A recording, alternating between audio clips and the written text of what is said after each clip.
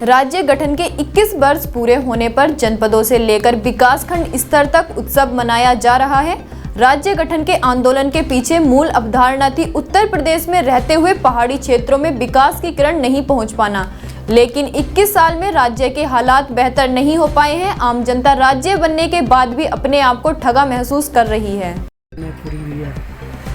देखिए, अवधारणा तो जो थी राज्य निर्माण के पीछे की, उससे तो जो है इन 21 सालों में उस पूरी अवधारणा का तो वही अता पता है, तो पूरी तरह से ध्वस्त हो चुकी है। और इन 21 सालों में अगर हम देखते हैं, देखिए बहुत ज़्यादा बोलने की ज़रूरत नहीं है। और जिस कॉन्सेप्ट के आधार पे जो सपने थे, खासकर पर्वतीय क्षेत्र के दिक्कतों को लेकर के राज्य का मांग उठी थी, तो बना भी है। लेकिन सिर्फ एक लाइन में है कि 21 साल में ये हुआ है कि उत्तराखंड के जो पर्वतीय क्षेत्र है, जहाँ गाँव है, वहाँ जंगली जानवर और शहरी क्षेत्रों में आवारा जानवर, यही 21 साल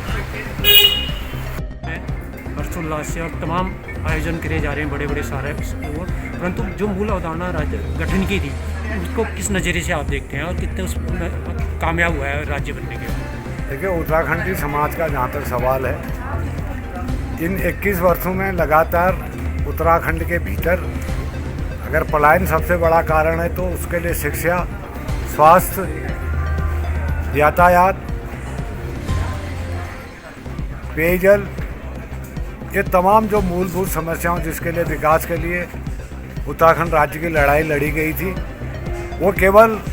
आज के इस दौर में जो है भाजपा कांग्रेस की जो है केवल 5 साली राजनीतिक अदला बदली तक ही सीमित होकर रह गई है। पूरा उत्तराखंड जो है लूट खसोट का एक ऐसा माफिया तंत्र विकसित कर चुका है, जिसके लिए एक बड़े संघर्ष की ज़रूरत आज उत्तराखंड के लोग महसूस करते हैं। और आज जो भाजपा सरकार 3 दिवसीय जो है ये उत्सव मना रही है राज्य गठन के बाद, अगर आम तौर पर देखें तो आम उत्तराखंडी को ये भी मालूम नहीं था कि 2009 नवंबर को उत्तराखंड राज्य का गठन हुआ है। अगर आप पूरे परिवेश में जाकर देखते हैं, न कोई उत्साह था, न किसी प्रकार की चर्चाएं थी कि आज 21 साल बाद जो है हमारे राज्य का गठन हुआ था। तो ये स्वयं अनुमानित किया जा सकता है कि किस ढंग की निराशापूर्ण स्थिति उत्तराखंड के भीतर है और जिस ढंग से पलायन हो रहा है। मेरी बात को अन्यत्र न लिया जाए, जिस ढंग से चीन की गतिविधियाँ बढ़ रही हैं और लोग जिस ढंग से पलायन कर रहे हैं, बिल्कुल जो समीपवर्ती उच्च हिमालय और मध्य हिमालय क्षेत्र है, अगर तराई भाबर का ऐसा छोड़ दिया जाए उत्तराखंड का, तो यहाँ पर जो है घोर लोगों के बीच में निराशा है। और जिस ढंग से चीन अपनी अंतर्राष्ट्रीय विस्तारवादी नीति को अपना रहा है और नेपाल की जो खुली सीमा यहाँ पर है, आने वाले समय में राज्य नहीं, केंद्र सरकार या सारे राजनीतिक दलों को चाहिए कि इस गंभीरता को समझें और केवल राजनीतिक चोचलेबाजी न करते हुए बुनियादी संसाधनों को अगर उत्तराखंड की सरजमीन पर उतारते हैं तो बहुत बेहतर है, वरना आने वाले समय में पूरे देश को इस गंभीरता को जो है भुगतना पड़ेगा। जिसमें तमाम तरह के लोगों ने मतलब इसका हर्षोल्लास से उत्सव मनाया है, लेकिन इसमें अधिकांश लोग ऐसे हैं कि जो भ्रष्टाचार में लिप्त हैं या राजनीतिक पार्टियों से अपने स्वार्थ के लिए उनके लिए हैं। और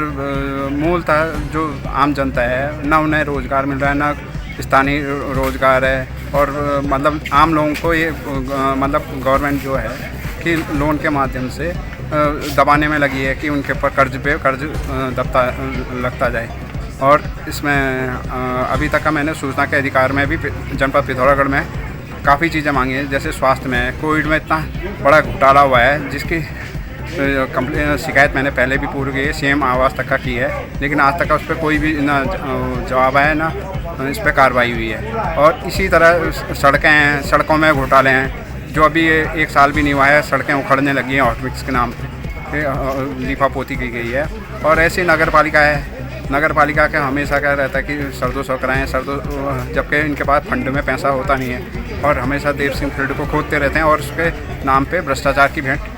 देव सिंह फील्ड को की भेंट चढ़ चुका है। धन्यवाद।